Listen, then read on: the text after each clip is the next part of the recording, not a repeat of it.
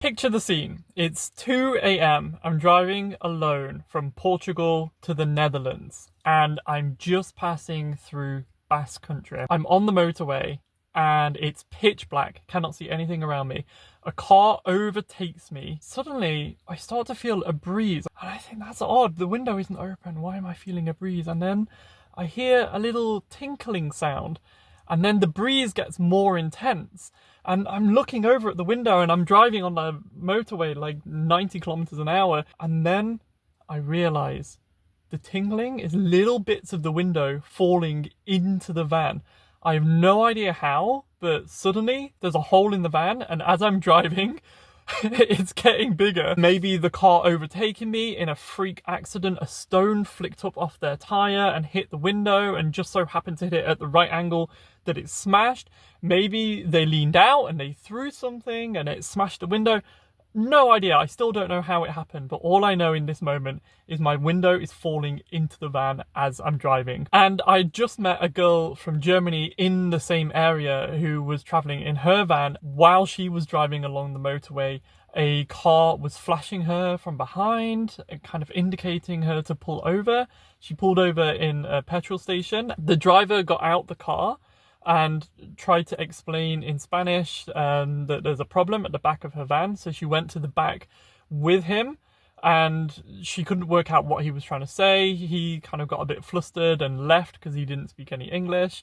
And when she got back in her van, she looked on the passenger seat and her wallet was on the seat, which it was in her bag before. She opened the wallet, all the money was gone. So he had been a distraction. There was nothing wrong with her van. And someone else that was in his car had emptied her wallet. So I had this story in my head as I'm driving along the motorway on my own and my window is falling in and someone has just overtaken me. So I don't take the first exit because I think maybe they've got ahead and they're waiting for me to pull over because naturally they're expecting me to pull over because my window is falling in and then maybe they're going to rob me. So I don't take the first exit. I don't take the second exit because I think maybe they think I'm going to skip the first exit and then they'll take the second exit. At this point, I'm getting a bit manic in this bizarre situation that I'm in. So I don't take the third one.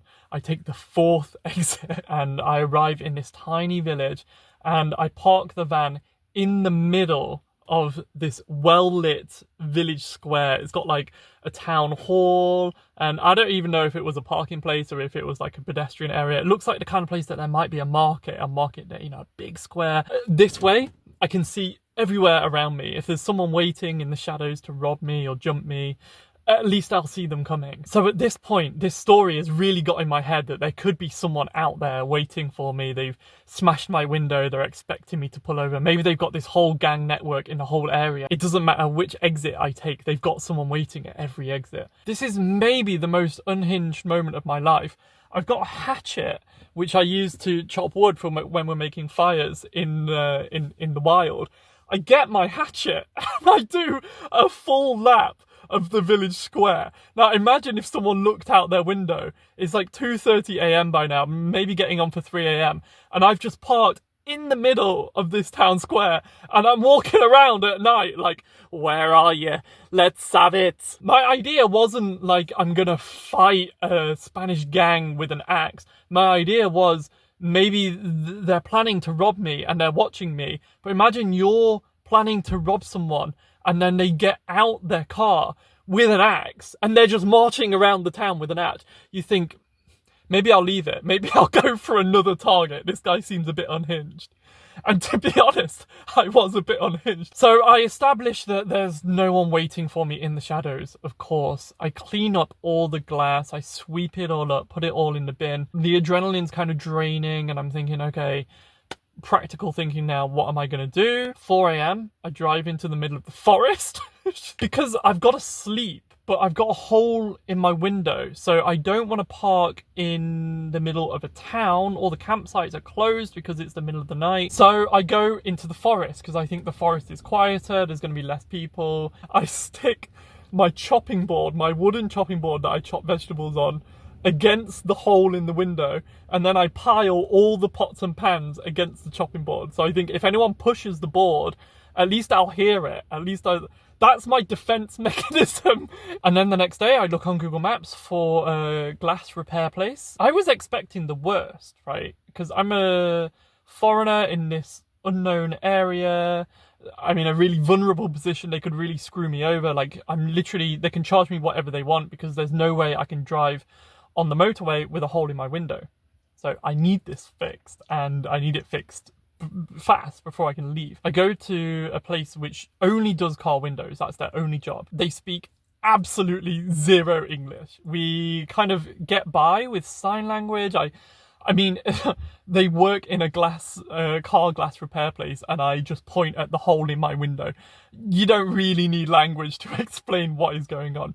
But they use Google Translate to explain the solution, and they tell me that they can stick a temporary window. They can remove all the broken glass, stick a temporary window. It will take 45 minutes and it will cost 20 euros. And I was like, oh my God, you're in a position, you could take the van in for days and charge me hundreds of euros, and there's nothing I can do. They just give me the quickest, cheapest, most efficient solution. They don't have to, but they do, just because they're nice people, and it turns out they do exist in the world. So I got this beauty of they just cut this perspex window. The hole was here in the passenger side window. They just cut this plastic thing, and it just fit perfectly on the window. They glued it in. They used like a proper rubber seal. And that was it, all in, 20 euros. I went for a walk, got a coffee, 45 minutes, problem solved. This isn't just a story of a broken window. This is a story of me being stuck and being helped by complete strangers, by a business who could have made a lot more money from me, but chose not to. They just wanted me to be safe and be on my way. This is one of the many, many moments when I've been out on the road completely at someone else's will. They could just do whatever they want with me, and they've chosen to help me. So I hope you enjoyed story time from the van. And the window is now fixed. We've got the glass window in. This is our little souvenir.